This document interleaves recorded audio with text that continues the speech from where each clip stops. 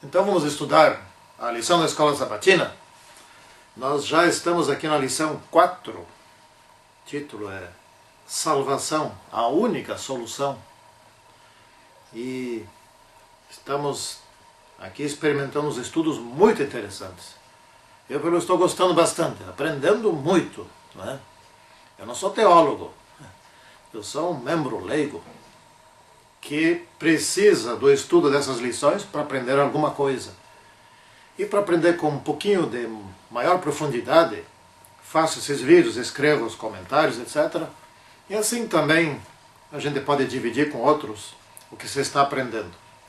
Muito bem, vamos fazer a nossa oração para que possamos ser também abençoados por Deus nesse estudo.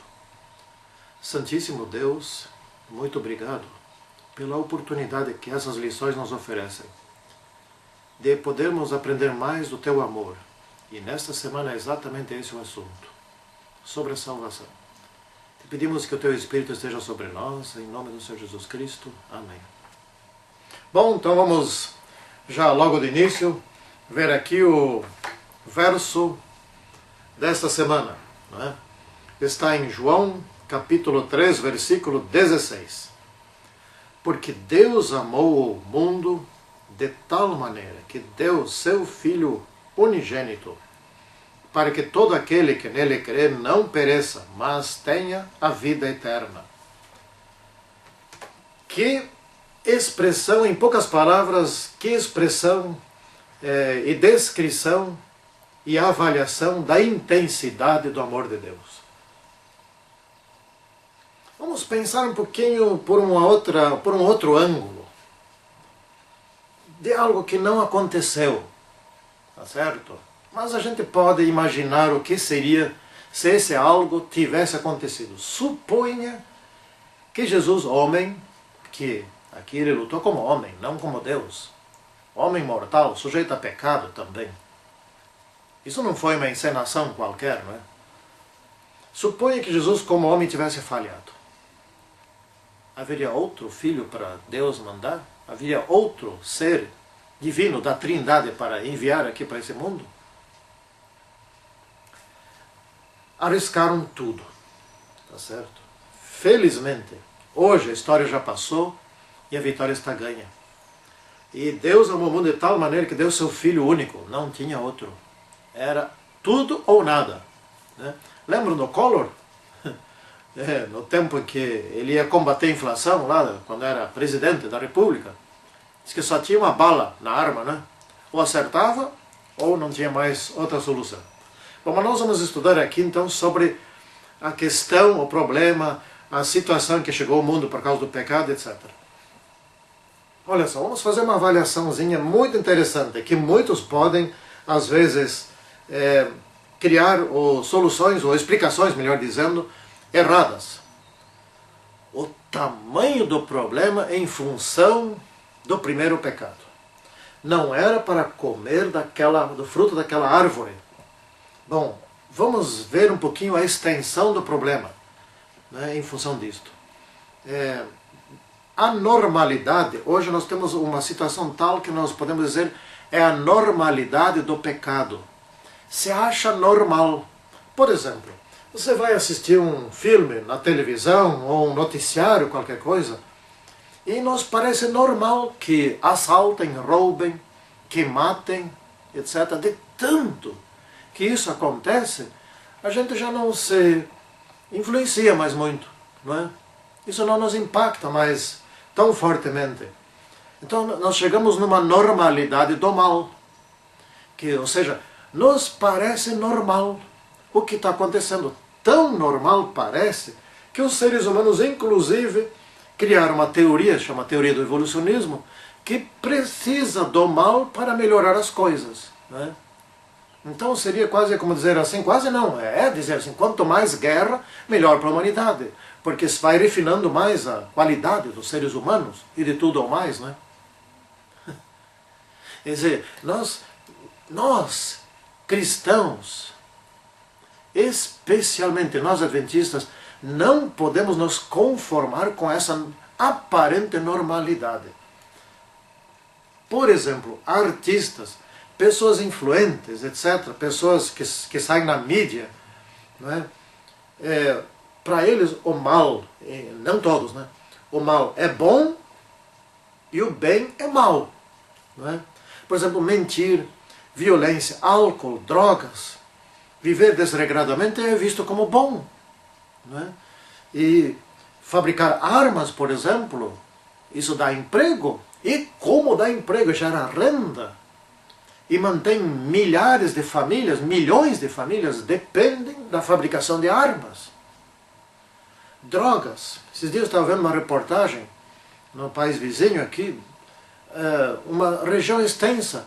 Se não tiver o consumo de drogas, eles morrem de fome.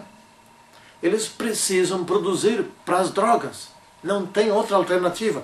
Quer dizer, chegou-se num ponto tal que nós precisamos do mal, nós seres humanos, né? E dentro dessa situação dramática, o povo de Deus precisa dar um testemunho no sentido contrário e mostrar ao mundo, por provas, isso quer dizer, pelo seu testemunho de vida e pela sua pregação, que tem como ser diferente, que há uma maneira há uma maneira superior de se viver feliz, de verdade. Né? Bom, para que saiamos dessa aparente normalidade, que muitos gostam, chegam a gostar, é delicioso. Por exemplo, vamos dar um exemplo aqui mais. Durante a semana as pessoas trabalham para poder consumir, etc. E ter as coisas a comprar. E no final de semana se esbaldam, sexta-noite, sábado, domingo, até domingo à noite, pulando e festa, e bebedeira, etc. E isso acham normal e acham bom, gostam. E não conseguem admitir um outro estilo de vida. E se detonam, arrebentam a sua saúde. E depois, bom, isso até pode ter uma justificativa, dá dinheiro para a indústria da medicina, dos medicamentos, para os hospitais, mas também quebra com os planos de saúde, né, com os recursos do governo para socorrer essas pessoas. Mas enfim, alguém tem emprego. Quer dizer, chegamos num mundo tal que se precisa do mal para continuar vivendo. Não precisava ser assim. Podia ser diferente. Bom, então a provisão de Deus. Nós estamos estudando aqui 1 e 2, né? São duas partes. Né? Antes que existisse qualquer criação, antes dos tempos eternos, diz a Bíblia, já Deus havia providenciado o plano da salvação. Esse que foi executado aí. Não é? Então, Deus sabia que esse fracasso iria acontecer algum dia. E certamente sabia com quem iria acontecer. Desde Lúcifer, Adão e Eva, etc. E nosso mundo e assim por diante. Não é? Bom, criou por quê então? Ora, eu penso o seguinte, que se não tivesse criado Lúcifer, nem Adão e Eva, provavelmente alguém outro, numa outra época, teria feito isso. Então, suponho, porque Deus na sua inteligência, se soubesse que só Lúcifer não ia cometer isso, criaria um outro ser e isso nunca ia acontecer, certamente ele seguiria por esse caminho. Deus sempre segue pelo melhor caminho. Essa que é a verdade. Não é? Então, a provisão da parte de Deus é desde os tempos eternos. Desde sempre que acontecesse a coisa, estava já o plano elaborado. Vamos pensar um pouquinho sobre a gravidade do pecado de Adão e Eva. Só comeram uma fruta, né? Mais nada, só um fruto. Mas olha o que aconteceu. Mudou-se o seu coração, desvincularam-se de Deus, porque o vínculo a Deus é obediência, livre, espontânea, livre.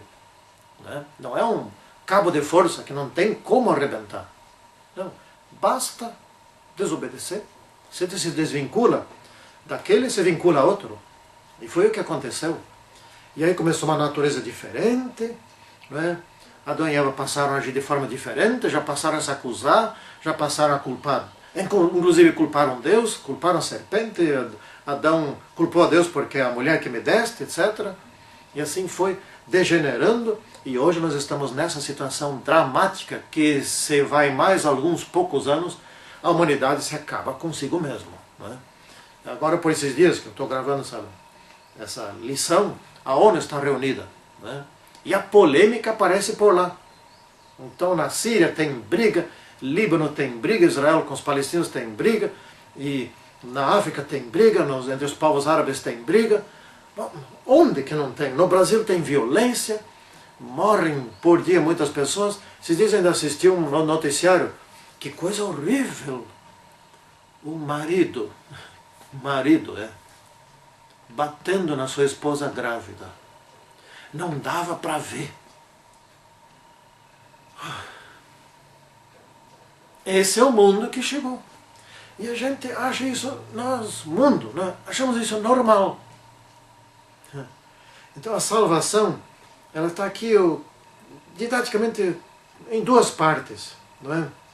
Primeiro foi a cruz. Essa foi sofrida, doeu muito em Jesus. A cruz.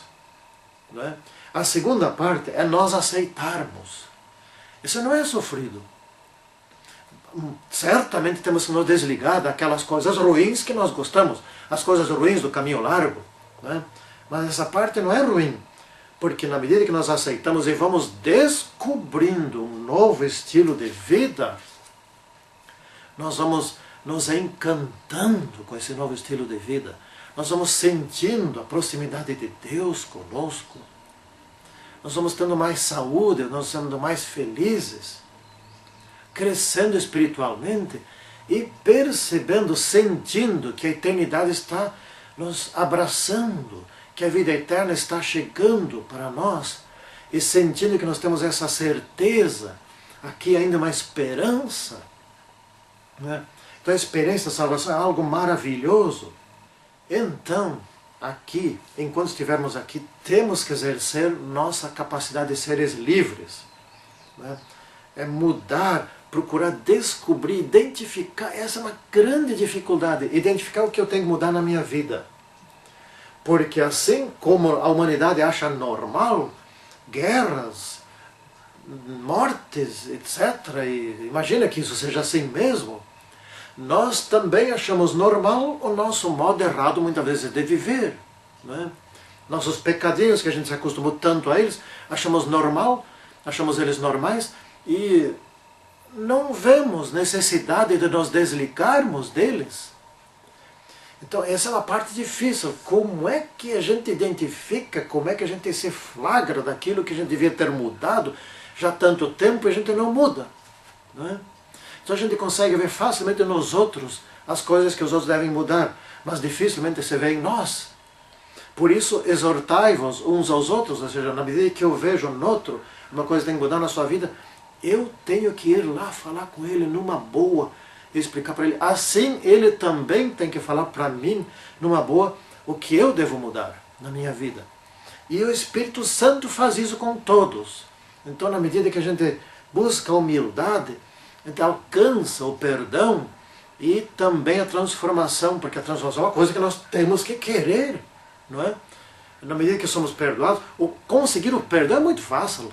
Basta se arrepender e pedir perdão. Isso é uma questão de segundos, está tudo resolvido. O problema é a vida da santificação, de manter-se perdoado. Não é? Bom, suponha lá que, vamos supor assim, que eu gosto muito de mentir. Vamos supor, bom, isso se tornou uma praga na minha vida. Agora eu pedi perdão a Deus pelas mentiras que eu já dei, etc. e tal. Estou perdoado. Agora vem a dificuldade de não mentir mais. Isso se torna um costume. Essa grande dificuldade, manter-se perdoado, ou seja, agora não mentir mais, ou cada um na sua. Quem gosta de novela, bom, ele pede perdão de assistir novela, etc, tal, essas novelas imundas, pede perdão, está perdoado, resolvido.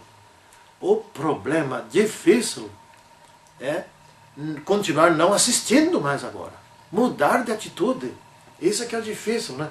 Então é assim que nós devemos lutar, identificar nossos problemas e depois lutar, orando.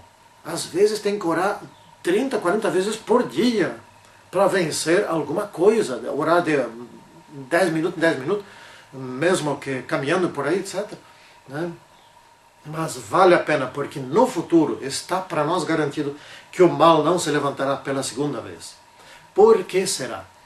Porque o amor entre criatura e Criador aumentará muito mais do que antes do pecado.